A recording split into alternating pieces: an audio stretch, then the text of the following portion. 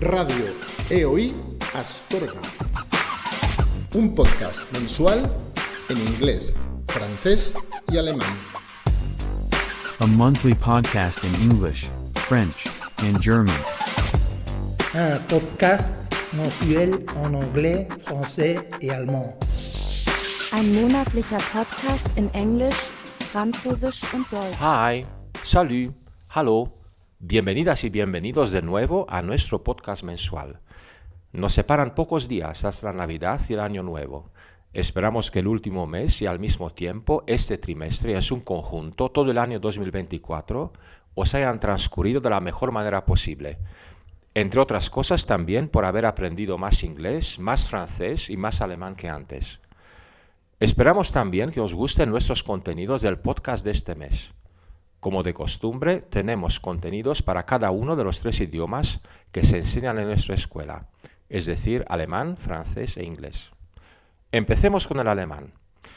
En alemán tenemos una actividad realizada por el alumnado del nivel A1.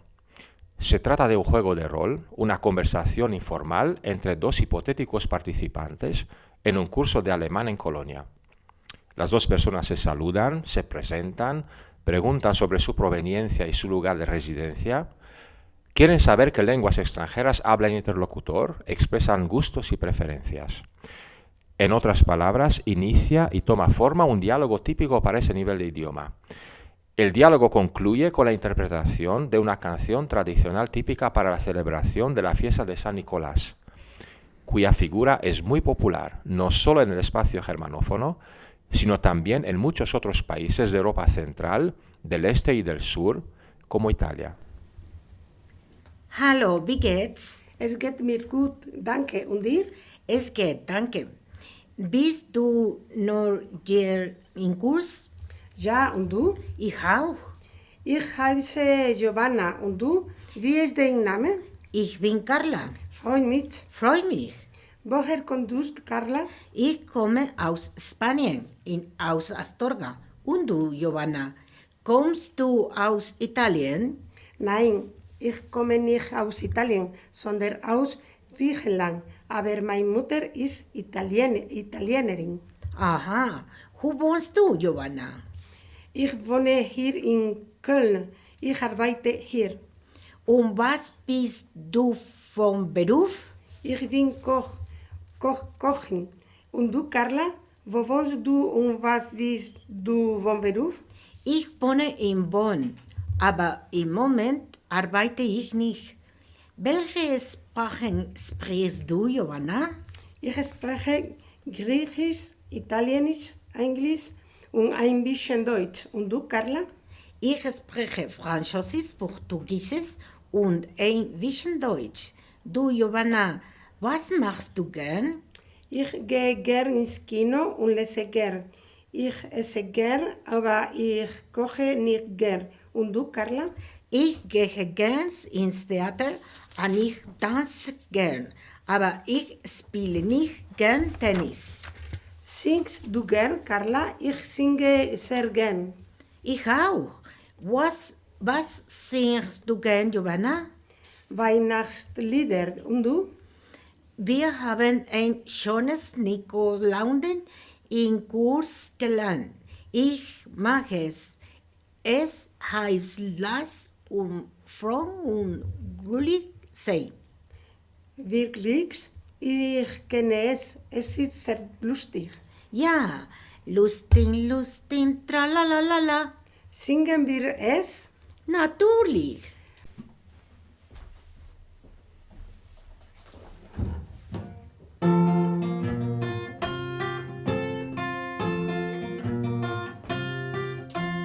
Lasst uns froh und munter sein und unsere Herzen freuen. Lustig, tralalala, bald ist Nikolausabend da, bald ist Nikolausabend da.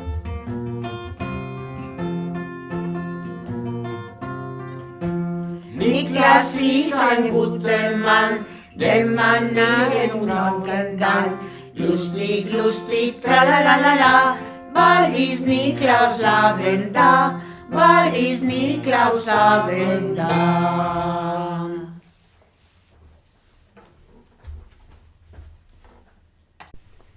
Frohe Weihnachten, Carla. Frohe Weihnachten, Giovanna. Bis bald. Tschüss. Seguimos con el francés. En francés os ofrecemos la lectura de 2 poemas de Jacques Prévert, lectura realizada por una alumna del nivel C1. Jacques Prévert fue un poeta, autor teatral, guionista cinematográfico francés del siglo XX. Su lenguaje coloquial y sus juegos con las palabras hizo que sus poemas sean leídos en todas las escuelas del mundo francófono. En 1946 se edita el poemario Parole. Entre sus 95 poemas se encuentran también los 2 poemas cuya lectura ofrecemos a continuación, de los cuales el segundo, intitulado Barbara, hace referencia a la actualidad de su época, es decir, a los bombardeos de la Segunda Guerra Mundial. Escuchemos a nuestra alumna.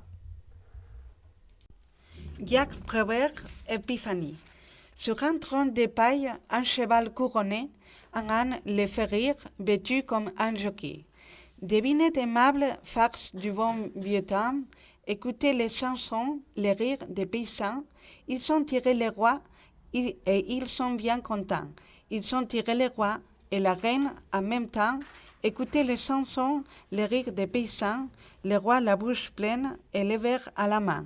Est couché sous la table et baigne dans son sang.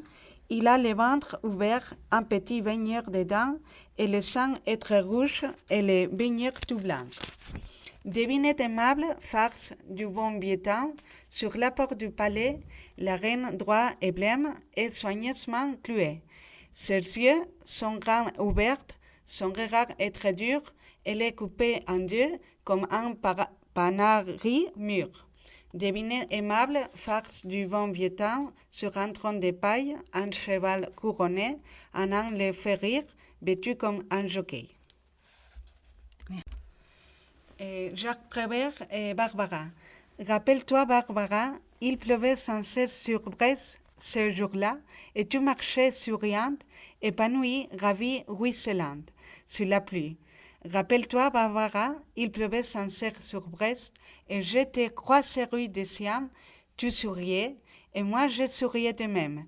Rappelle-toi, Barbara, toi que je ne connaissais pas, toi qui ni me connaissais pas, rappelle-toi. Rappelle-toi quand même ce jour-là, n'oublie pas, un homme sous un porche s'abritait, et il a crié ton nom, Barbara, et tu as couru vers lui sous la pluie, ruisselant, ravi, épanoui, et tu t'es jeté dans ses bras. Rappelle-toi, c'est Barbara, et ne m'en veux pas si je te tutoie. Je dis tu à tous ceux que j'aime, mais si je ne l'ai vu qu'une seule fois, je dis tu à tous ceux qui s'aiment, mais si je ne les connais pas. Rappelle-toi, Barbara, n'oubliez pas, cette pluie sage et heureuse sur ton visage heureux, sur cette ville heureuse, cette pluie sur la mer, sur l'arsenal, sur les bateaux du Ouessant. Oh Barbara, quelle connerie la guerre! Qu'es-tu devenue maintenant? Sous cette pluie de fer, de feu, d'acier, de sang, et celui qui te serrait dans ses bras amoureusement, est-il mort, disparu, ou bien encore vivant? Oh Barbara, il pleut sans cesse sur Brest, comme il pleuvait avant. Mais ce n'est plus pareil et tu es abîmé.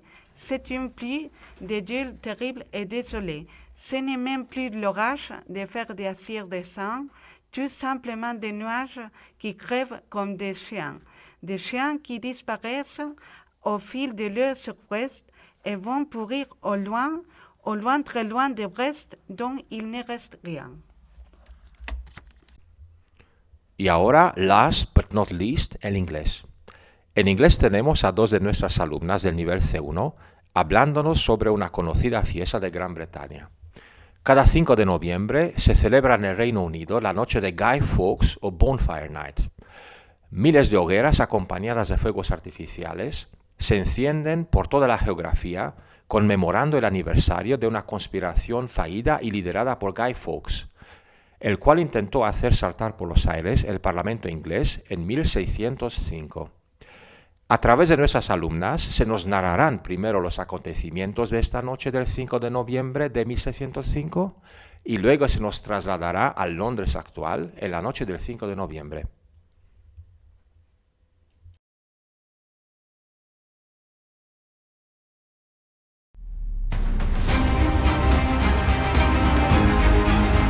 Remember, the 5th of November, the gunpowder treason and plot. I know of no reason why the gunpowder treason should ever be forgotten. It is the year 1605. It's a chilly night at the beginning of cold November. The city of London is alive with a strange blend of tension and anticipation. For weeks now, whispers of a plot have spread across the cobbled streets and taverns.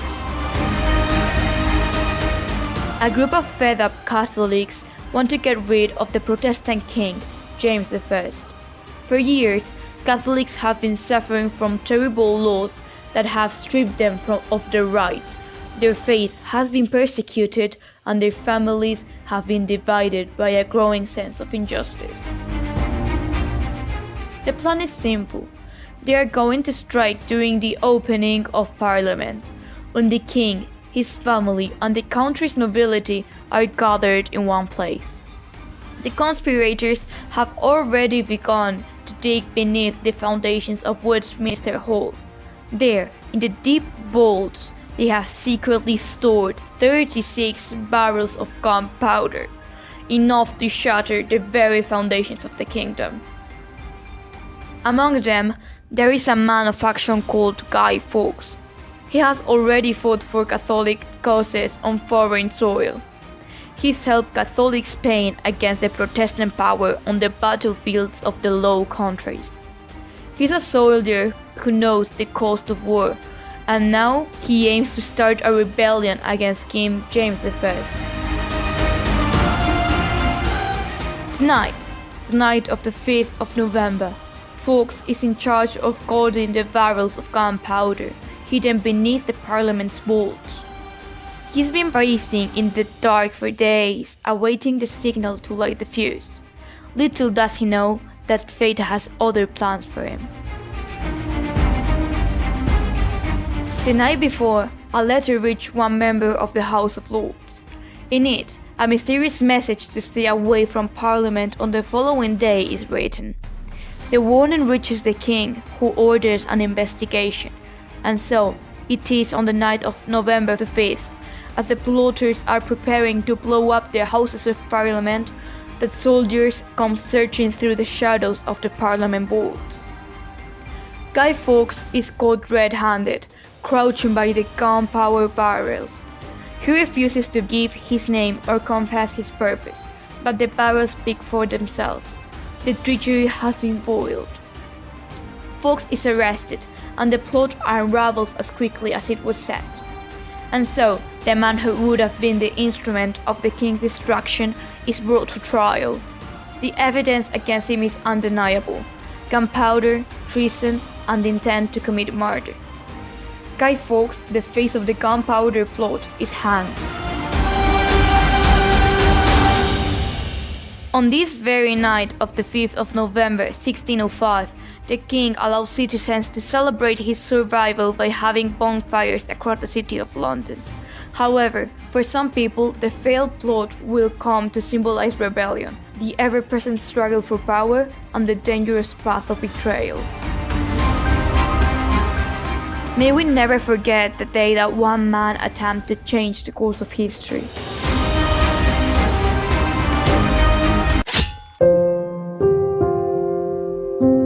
London 2024, 400 years and almost 2 decades after the famous plot didn't succeed.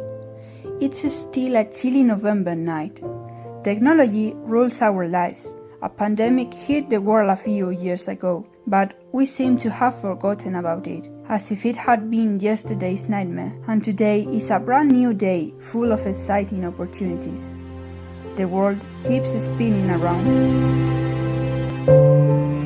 On Bonfire Night, we used to go to the Victoria Park in the borough of Tower Hamlets, but this year again, for the 5th year in a row, the fireworks have been cancelled. Living in the southwest and having to cross almost all of London to get there on that night was an effort. But it was the first bonfire night I went to when I first landed in London, and it seemed sort of a tradition. We live near Chiswick Park now, but even the fireworks have been cancelled there this year. So tonight we are heading to Richmond.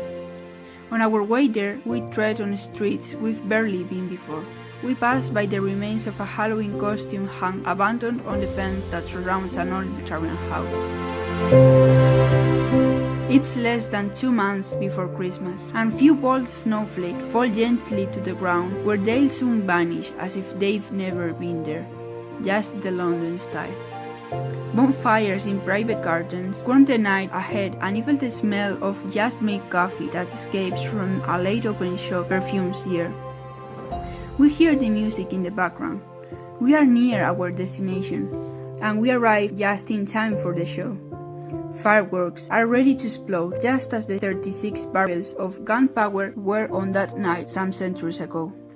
We aim our mobile cameras at the sky, a dark canvas that the fireworks will paint with sparkling colors, turning the sky of London into a scene of shooting stars in a few seconds.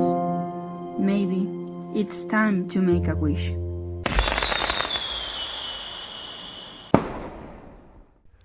Esto ha sido todo.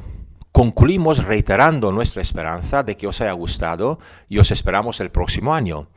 Mientras tanto, os deseamos una Navidad, un Año Nuevo y un Día de Reyes lleno de maravillosos regalos. Frohe Weihnachten und ein glückliches neues Jahr. Joyeux Noël et bonne année. Merry Christmas and a Happy New Year.